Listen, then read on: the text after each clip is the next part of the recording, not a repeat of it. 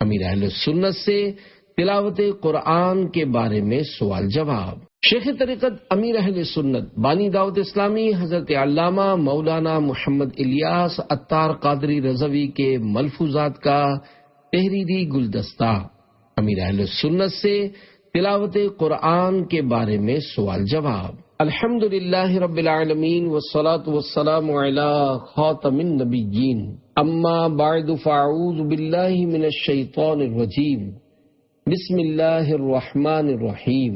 امیر اہل سنت سے تلاوت قرآن کے بارے میں سوال جواب۔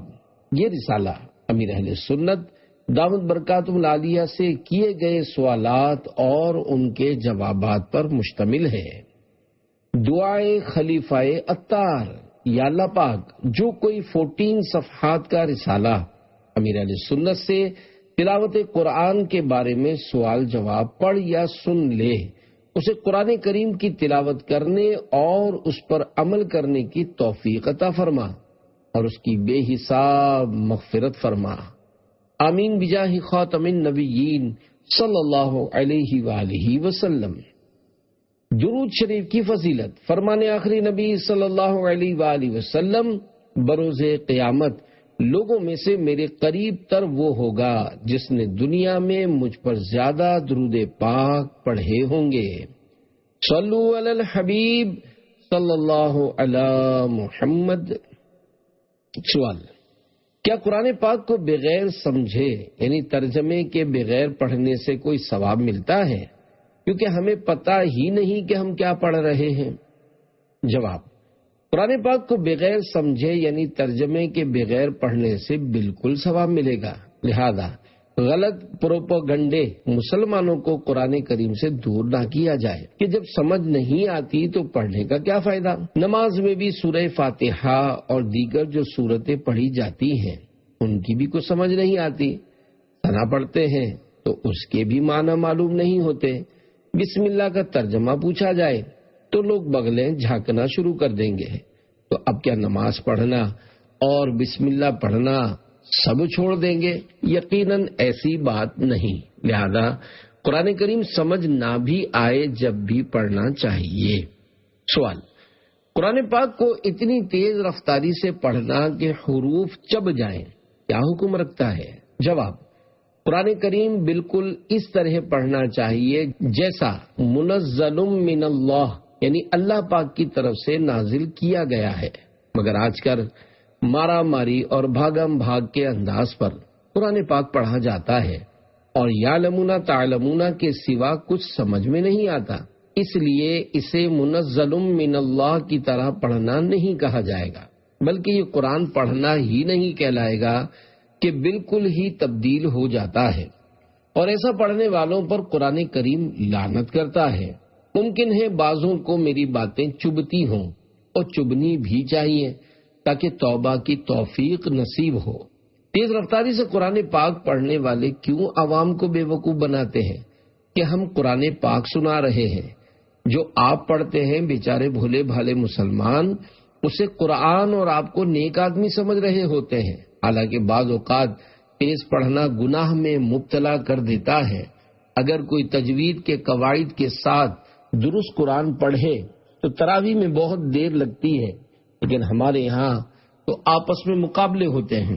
کوئی کہتا ہے کہ ہمارے یہاں تو 35 منٹ میں تراویح ختم ہو جاتی ہے، کوئی کہتا ہے کہ ہمارے قاری صاحب تو خیبر میل ٹرین کی طرح تیزی سے جا رہے ہوتے ہیں اور 25 منٹ میں تراویح ختم کر دیتے ہیں۔ یاد رہے، روزہ اور قرآن بندے کے لیے قیامت کے دن شفاعت کریں گے۔ روزہ عرض کرے گا، اے رب کریم، میں نے کھانے اور خواہشوں سے دن میں اسے روک دیا، میری شفاعت اس کے حق میں قبول فرما۔ قرآن کہے گا کہ میں نے رات کو اسے سونے سے باز رکھا، میری شفاعت اس کے حق میں قبول فرما۔ بس دونوں کی شفاعتیں قبول ہوں گی۔ اگر روزے اور قرآن کی شفاعت چاہیے تو ان کا احترام کرنا ہوگا اور قرآن کو صحیح پڑھنا ہوگا۔ عام بول چال میں بھی تیز رفتاری کی وجہ سے حروف چبائے جاتے ہیں، جیسا کہ عام طور پر لوگ سبحان اللہ کو سبحان اللہ کہہ کر ہا کو چبا جاتے ہیں، اسی طرح عام لوگوں کو نہ تو درست طریقے سے بسم اللہ الرحمن الرحیم اور کلمہ شریف پڑھنا آتا ہے، اور نہ ہی ما شاء اللہ، انشاء اللہ اور الحمدللہ کہنا آتا ہے۔ عموماً لوگ انشاء اللہ کو انشاءاللہ اور الحمدللہ کو الحمدللہ کہتے ہیں۔ مثلا انشاءاللہ میں آتا ہوں یا الحمدللہ طبیعت اچھی ہے۔ حالانکہ میں مدنی مذاکروں وغیرہ میں یہ کلمات کہنا کئی مرتبہ سکھا چکا ہوں، مگر پھر بھی صحیح نہیں کہتے، کیونکہ غلط کہنے کی عادت پڑی ہوتی ہے۔ یوں ہی بہت سے لوگ قرآن کو قرآن کہتے ہیں۔ سوال: چند لوگوں کا مل کر مسجد میں بلند آواز سے قرآن پاک پڑھنا کیسا ہے؟ جواب: چند لوگ مل کر مسجد میں بلند آواز سے قرآن پاک پڑھ رہے ہوتے ہیں، یہ طریقہ غلط اور ناجائز ہے۔ البتہ اگر ایک آدمی اس لیے بلند آواز سے قرآن پاک پڑھ رہا ہے کہ 2-4 آدمی دور بیٹھے سن رہے ہیں اور اس کی آواز سے نمازی یا دیگر قرآن پاک پڑھنے والوں کو تکلیف نہیں ہو رہی، یعنی ان تک ایسی آواز نہیں جا رہی کہ جسے سمجھا جا سکے، تو یہ طریقہ صحیح ہے۔ بعض لوگ مسجد کی پہلی صف میں لائن میں بیٹھ کر زور زور سے تلاوت کر رہے ہوتے ہیں، بالخصوص رمضان میں ایسا ہوتا ہے تو ایسا کرنا جائز نہیں ہے۔ اسی طرح ہمارے یہاں تیجے اور چہلم میں یا ویسے ہی لوگ رمضان میں ختم قرآن کرواتے ہیں، جو کہ اچھا کام ہے، لیکن اس میں سب مل کر زور زور سے پڑھ رہے ہوتے ہیں، یہ درست نہیں۔ انہیں چاہیے کہ اتنی آواز سے پڑھیں کہ خود سنیں، دوسرے کو آواز نہ جائے۔ البتہ اگر کوئی ایک پڑھتا ہے اور سب توجہ سے سنتے ہیں تو یہ ٹھیک ہے۔ بعض لوگ دوسروں کو بتا رہے ہوتے ہیں کہ میں نے اعتکاف میں 3 قرآن ختم کیے، میں نے 5 قرآن ختم کیے، لیکن صحیح بات یہ ہے کہ ان میں سے اکثر کو درست طریقے سے سورہ فاتحہ، سورہ اخلاص، بلکہ اعوذ باللہ اور بسم اللہ پڑھنا بھی نہیں آتی، مگر وہ 5 مرتبہ قرآن ختم کرنے کے ڈنکے بجا رہے ہوتے ہیں۔ ایسوں کو چاہیے کہ وہ بھلے پورے رمضان میں 1 مرتبہ پورا قرآن کریم ختم کریں، یا پھر آدھا یا 10 پارے پڑھیں، مگر درست مخارج کے ساتھ پڑھیں۔ اگر قرآن پاک صحیح مخارج کے ساتھ پڑھنا نہیں آتا تو سیکھنا ضروری ہے۔ آج کل لوگوں کو سب کچھ آتا ہے، مگر قرآن پاک صحیح پڑھنا نہیں آتا۔ خدا کی قسم، یہ بڑی محرومی اور بد نصیبی کی بات ہے۔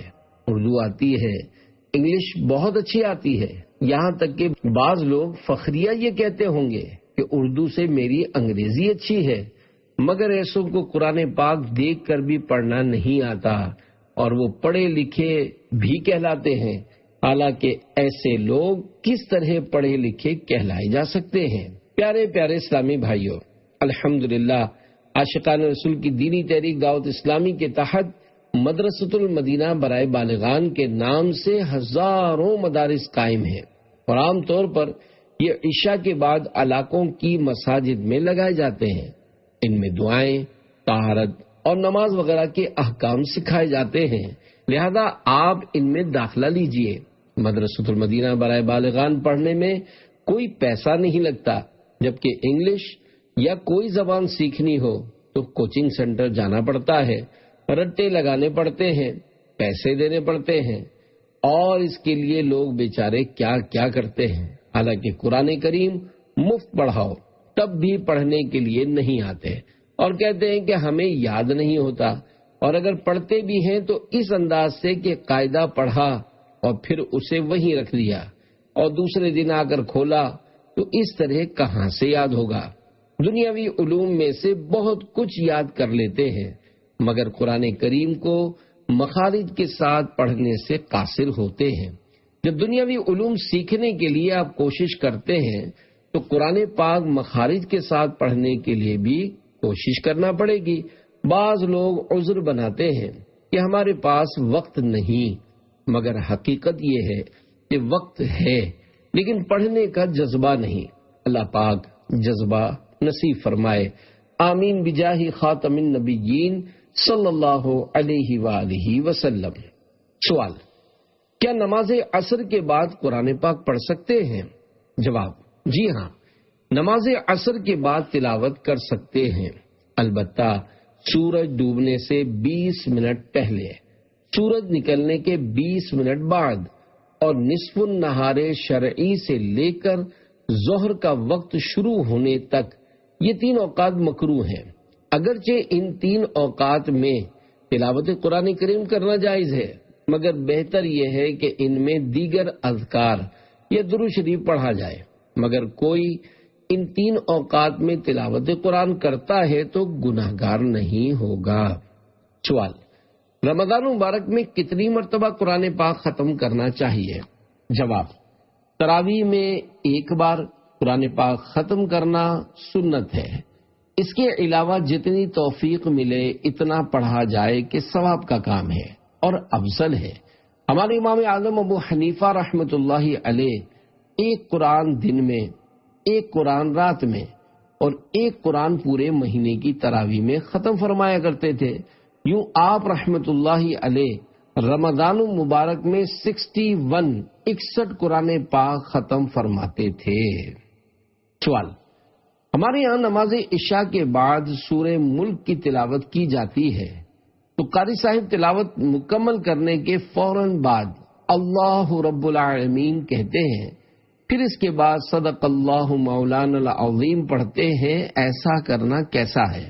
جواب: فتاوی حدیثیہ میں ہے کہ سورہ ملک ختم کرنے کے بعد اللہ رب العالمین کہنا مستحب ہے۔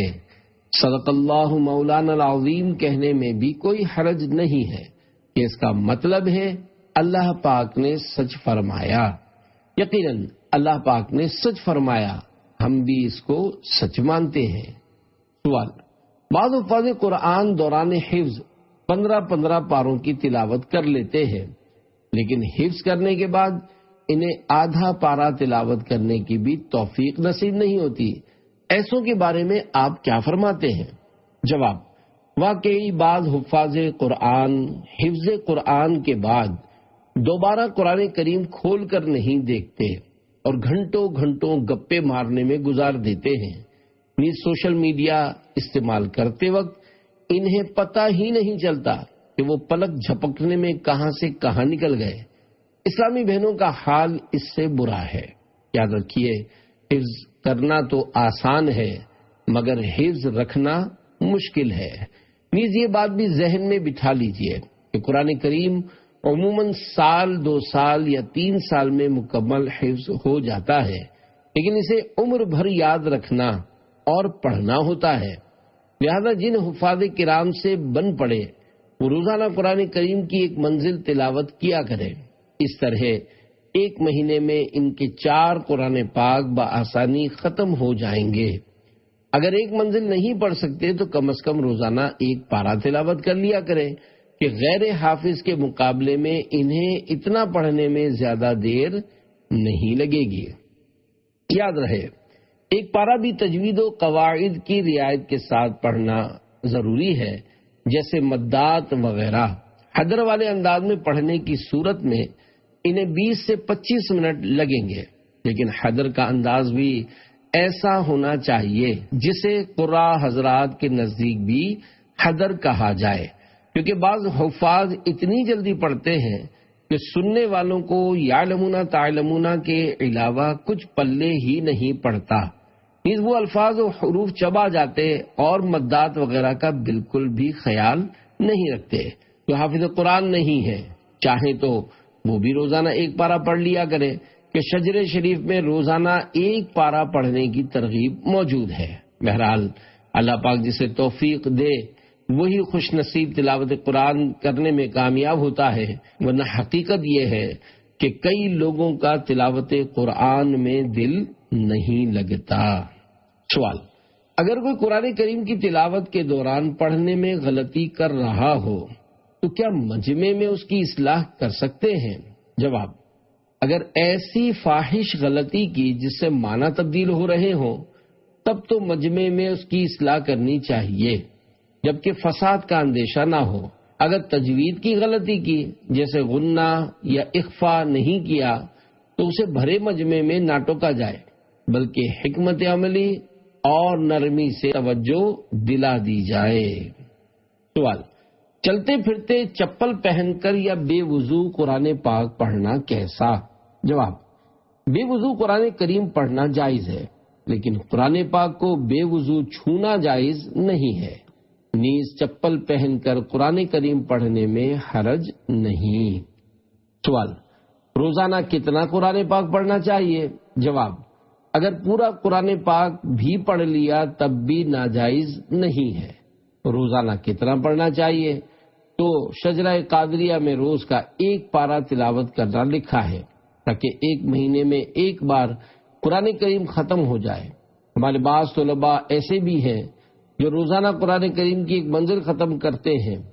قرآن کریم میں 7 منزلیں ہیں، تو وہ 7 دن میں قرآن کریم ختم کر لیتے ہیں۔ لہذا جتنا پڑھ سکتا ہے پڑھے اور کوشش کرے جب تک دل لگا ہوا ہے پڑھتا رہے۔ روزانہ 1 منزل پڑھ لے تو مدینہ مدینہ۔ سوال: بس میں ایئر فون کے ذریعے ریکارڈ شدہ قرآن پاک کی تلاوت سن رہے تھے، اس میں آیت سجدہ آ گئی، تو یہ سجدہ سر کو جھکا لینے سے ادا ہو جائے گا؟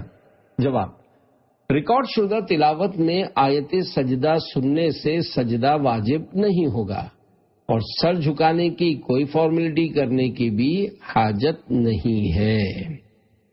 سوال: مدنی چینل پر اگر لائیو آیت سجدہ سنی تو کیا سجدہ تلاوت واجب ہو جائے گا؟ جواب: مدنی چینل یا کسی بھی چینل پر اگر لائیو براہ راست آیت سجدہ سنی تو سجدہ تلاوت واجب نہیں ہوگا۔ سوال: اگر کسی کے کئی سجدہ تلاوت رہ گئے ہوں تو ان کو ادا کرنے کا کیا طریقہ ہے؟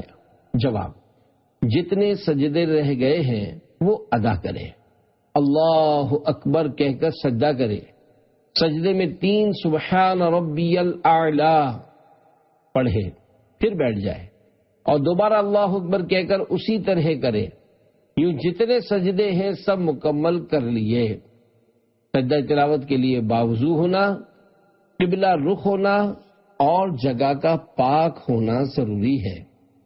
سوال: اگر تلاوت قرآن پاک ہو رہی ہو تو کیا بندہ درود پاک پڑھ سکتا ہے؟ جواب: جو لوگ قرآن سننے کے لیے جمع ہوں ان پر فرض عین ہے کہ وہ کان لگا کر توجہ سے تلاوت قرآن سنیں، اور اگر کہیں سے تلاوت کی آواز آ رہی ہو اور یہ پہلے سے اپنے کام کاج میں مصروف ہو تو اس پر سننا فرض نہیں ہے۔ سوال: قرآن پاک کی تلاوت کے دوران اذان شروع ہو جائے تو کیا تلاوت روک دینی چاہیے؟ جواب: جی ہاں، تلاوت روک کر اذان کا جواب دینا چاہیے، البتہ جس آیت کی تلاوت کر رہے ہوں اس کو پورا کر لینا چاہیے، یا کم از کم اتنا حصہ پڑھ لینا چاہیے جس سے معنی پورے ہو جائیں۔ اذان کے علاوہ بھی جب تلاوت روکنی ہو تو آیت پوری پڑھنے کے بعد روکنی چاہیے۔ اسی طرح نعت شریف پڑھ رہے ہوں تو اس کا شعر بھی مکمل کر کے نعت شریف روکنی چاہیے۔ مدنی چینل آف کرنا ہو اور اس پر تلاوت یا نعت آ رہی ہو، اس میں بھی اسی بات کا لحاظ رکھنا چاہیے کہ آیت یا شعر پورا ہو جائے، تب مدنی چینل آف کیا جائے۔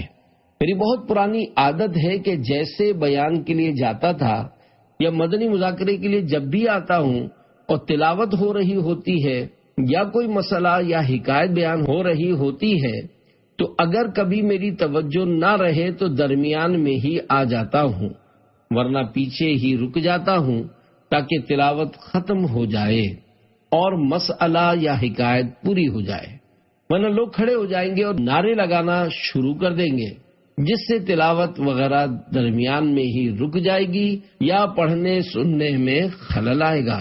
سوال: قبرستان میں بلند آواز سے قرآن کریم پڑھنا کیسا ہے؟ جواب: اچھی چیز ہے جبکہ کوئی اور رکاوٹ نہ ہو۔ سوال: جاب یعنی نوکری کے دوران قرآن پاک کی تلاوت کر سکتے ہیں؟ جواب: اگر پرائیویٹ جاب یعنی غیر سرکاری نوکری ہے اور سیٹھ نے اجازت دے رکھی ہے پھر تو کوئی مسئلہ نہیں ہے، اور اگر ایسی جاب ہے جس کے دوران تلاوت کرنے سے آپ کے کام میں فرق نہیں پڑتا تب بھی جائز ہے، جیسے بنگلوں پر چوکیدار ڈیوٹی دیتے ہیں، یہ بیٹھے بیٹھے تلاوت کر رہے ہوں یا تسبیح لے کر درود شریف پڑھ رہے ہوں تو اس میں کوئی حرج نہیں ہے، جیسا موقع ہوگا ویسی اجازت ہوگی۔ سوال: اگر سورہ یاسین پڑھنے سے 10 قرآن پاک ختم کرنے کا ثواب ملتا ہے تو ہم پورا قرآن پاک پڑھیں یا صرف سورہ یاسین پڑھ لیں؟ جواب: سورہ یاسین کی تلاوت سے 10 قرآن پاک ختم کرنے کا ثواب ملتا ہے، اسی طرح 3 بار سورہ اخلاص پڑھنے سے پورا قرآن پڑھنے کا ثواب ملتا ہے، لیکن پھر بھی قرآن پاک کی تلاوت کرنی چاہیے۔ نیز والدین کو رحمت کی نظر سے دیکھیں تو ایک مقبول حج کا ثواب ملتا ہے۔ اب اگر دن میں 100 بار دیکھیں گے تو 100 حج کا ثواب ملے گا، لیکن اس کے ساتھ ساتھ کعبے کا طواف بھی کرنا ہے، صفا و مروہ کی سعی بھی کرنی ہے، نیز میدان عرفات کا وقوف بھی کرنا ہے، یعنی ان مقدس مقامات پر حاضر ہو کر بھی حج کرنا ہے، اور گھر میں والدین کی زیارت کر کے گھر میں بھی حج کا ثواب کمانا ہے۔ اسی طرح کی احادیث مبارکہ میں عبادات کا ثواب مراد ہوتا ہے، نہ کہ اصل عبادت، جیسا کہ حدیث پاک میں ہے جو مغرب کے بعد 6 رکعتیں پڑھے جن کے درمیان کوئی بری بات نہ کرے تو یہ 12 برس کی عبادت کے برابر ہوں گی۔ اس حدیث پاک کے تحت حکیم الامت حضرت مفتی احمد یار خان رحمۃ اللہ علیہ فرماتے ہیں، خیال رہے کہ ان جیسی احادیث سے فضائل میں ثواب عبادت مراد ہوتا ہے، نہ کہ اصل عبادت، لہذا اس کا یہ مطلب نہیں کہ ایک بار نماز اوابین پڑھ کر 12 سال تک نماز سے بے پرواہ ہو جاؤں گا، ایک بار نماز اوابین پڑھ کر 12 سال تک نماز سے بے پرواہ ہو جاؤ۔ اسی طرح ایک اور حدیث میں ہے کہ جو اللہ پاک کے لیے صبح اور شام 100 بار سبحان اللہ پڑھے تو وہ 100 حج کرنے والے کی طرح ہے۔ اب اس حدیث پاک کا یہ مطلب نہیں کہ صبح و شام 100 بار یہ تسبیح پڑھ لیں اور حج کرنا چھوڑ دیں۔ چنانچہ اس حدیث پاک کی شرح بیان کرتے ہوئے مفتی صاحب رحمت اللہ علیہ فرماتے ہیں، خیال رہے کہ حج کا ثواب ملنا اور ہے، حج کی ادا کچھ اور۔ یہاں ثواب کا ذکر ہے نہ کہ ادائے حج کا، جیسے اطباء کہتے ہیں کہ ایک گرم کیے ہوئے منقع یعنی ایک قسم کی بڑی کشمش میں ایک روٹی کی طاقت ہے، مگر پیٹ روٹی ہی سے بھرتا ہے۔ کوئی شخص 2 وقت 3 منقع کھا کر زندگی نہیں گزار سکتا۔ واقعی ان تسبیحوں یعنی سبحان اللہ صبح و شام 100 بار پڑھنے میں اتنا ہی ثواب ہے، مگر حج ادا کرنے ہی ہوں گے۔ سوال: ٹوپی پہنے بغیر قرآن مجید پڑھنا کیسا؟ جواب: جائز ہے، لیکن ادب یہی ہے کہ ننگے سر نہ ہو۔ مستحب یہ ہے کہ تلاوت قرآن مجید کے لیے امامہ پہنے، عمدہ لباس پہنے، خوشبو لگائے اور کعبہ شریف کی طرف رخ کر کے دوزانوں ہو کر بیٹھے۔ جتنا ادب کے ساتھ بیٹھ کر تلاوت کرے گا اتنی زیادہ برکتیں پائے گا۔ سوال: تجوید کی اہمیت اور قرآن کریم غلط مخارج سے پڑھنے کے سبب ہونے والی غلطیوں کی چند مثالیں بیان فرما دیجیے۔ جواب: اتنی تجوید سب کو آنی چاہیے جو ما یجوز بہ الصلاۃ کی حد تک ہو، یعنی جس سے نماز جائز و درست ہو سکے، یہ ضروری ہے۔ یاد رکھیے، نماز میں جتنا قرآن پاک پڑھنا فرض اور واجب ہے اتنا ہی یاد ہونا بھی ضروری ہے۔ عام طور پر رمضان شریف میں لوگوں میں ایسا جذبہ ہوتا ہے کہ وہ پورے قرآن کریم کی تلاوت کر لیتے ہیں۔ بعض خوش نصیب تو ماشاء اللہ 1 سے زیادہ قرآن کریم ختم کرتے ہیں، مگر انہیں چاہیے کہ کسی قاری کو اپنا قرآن پاک سنا دے اور اس سے رہنمائی لے لیں کہ آیا وہ صحیح پڑھتے ہیں یا نہیں۔ اللہ نہ کرے اگر صحیح پڑھنا نہیں آتا ہوگا تو ایک بار سورہ فاتحہ صحیح پڑھنا 100 مرتبہ ایسا قرآن پاک ختم کرنے سے افضل ہوگا۔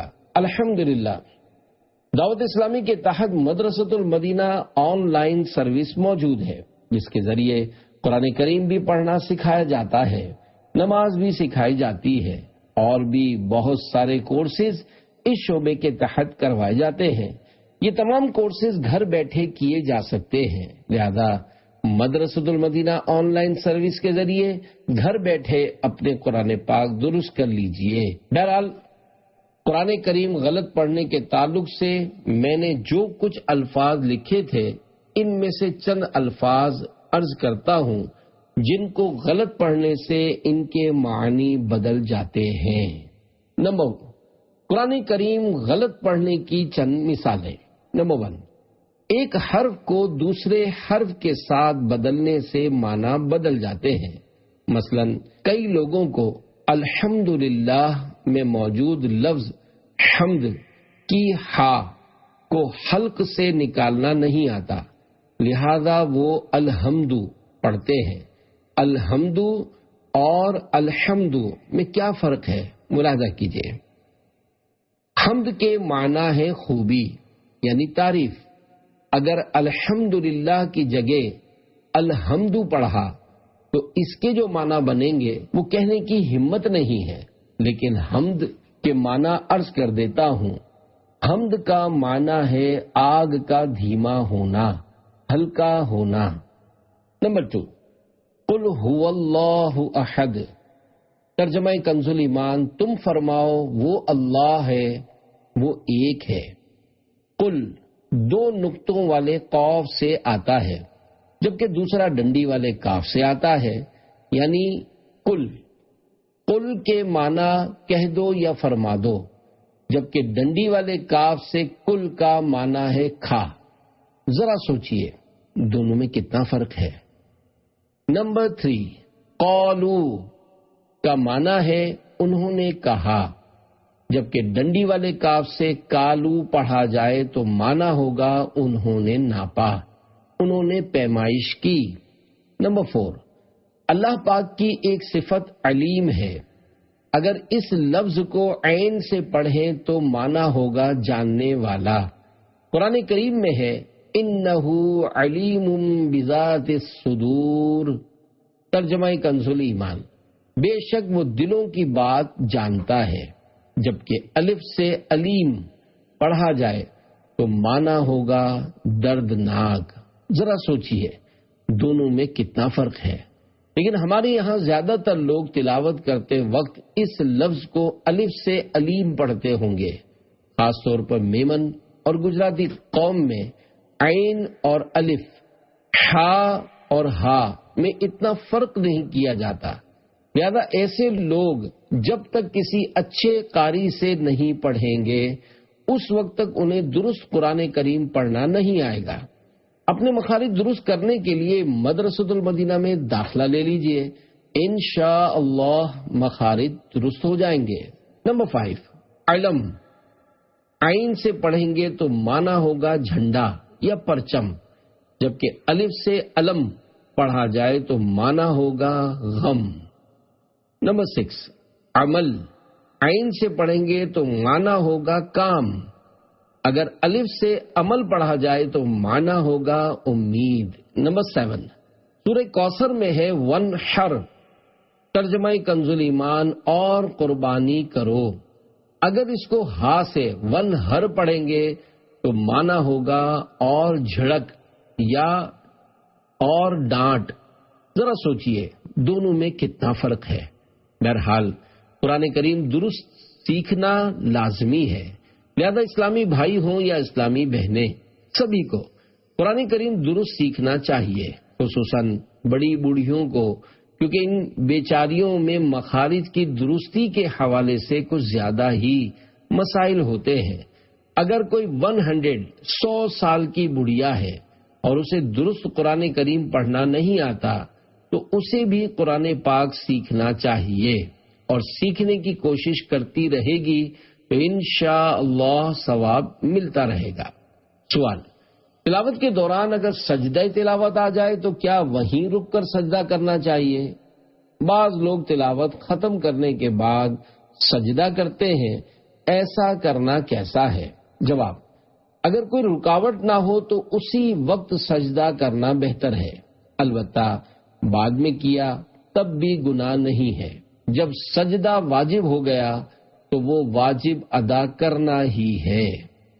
امیر علیہ سنت دامت برکاتہم العالیہ کے قریب بیٹھے ہوئے مفتی صاحب نے فرمایا، اگر بندہ باوضو ہے تو اسی وقت سجدہ تلاوت کر لینا بہتر ہے، اور بلا ضرورت تاخیر کرنا مکروہ تنزیہی ہے۔ سوال: سورہ یاسین کو وظیفے کے طور پر پڑھنا کہ میرا فلاں کام ہو جائے، کیا یہ جائز ہے؟ جواب: سورہ یاسین شریف بطور وظیفہ یا کسی حاجت کے لیے پڑھنا جائز ہے۔ حاجت ناجائز ہو تو پھر الگ بات ہے، جائز حاجت کے لیے پڑھنے میں حرج نہیں ہے۔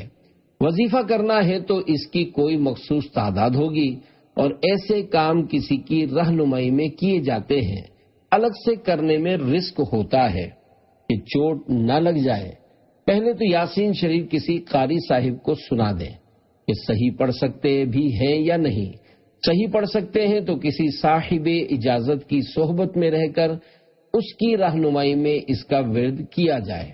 عام طور پر رہنما کم ہی ملتے ہیں۔ میرا تو مشورہ یہ ہے کہ مصیبتوں سے بچنے کے لیے اور بھی اوراد و وظائف ہیں، ان کا ورد کریں اور صلاۃ الحاجات پڑھیں، کیونکہ وظیفوں کی چوٹیں کھائے ہوئے میں نے دیکھے ہیں۔ بعض اوقات ایسی چوٹ لگتی ہے جس کا درست ہونا مشکل ہوتا ہے، علاج اثر نہیں کرتا، دماغ فیل ہو جاتا ہے، پھر وہ پتھر مارتے اور گالیاں نکالتے ہیں۔ ایسوں کو سنبھالنے کے لیے گھر میں زنجیروں سے باندھنا اور نہ جانے کیا کیا کرنا پڑتا ہے، یوں سارا خاندان اس میں تباہ ہو کر رہ جاتا ہے۔ لہذا بغیر کسی رہنما کے اس طرح کے وظائف نہ کیے جائیں۔ اگر آپ کسی جامع شرائط پیر صاحب کے مرید ہیں جن کی شریعت کے مطابق پوری داڑھی ہے اور وہ عالم دین ہیں، تو ان کے شجرے میں دیے گئے مختصر اوراد و وظائف پڑھیں۔ میرا مشورہ یہی ہے، ہر درد کی دوا ہے صلی علی محمد، درود شریف کی کثرت بہت بڑا وظیفہ ہے۔ اس کی برکت سے انشاءاللہ سارے مسائل حل ہو جائیں گے۔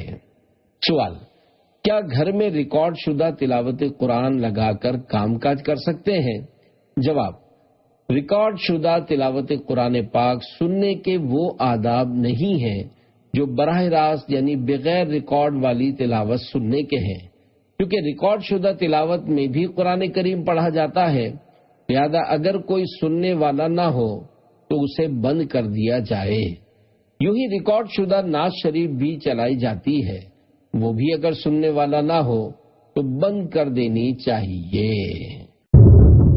صلو علی الحبیب صلی اللہ تعالی علی محمد۔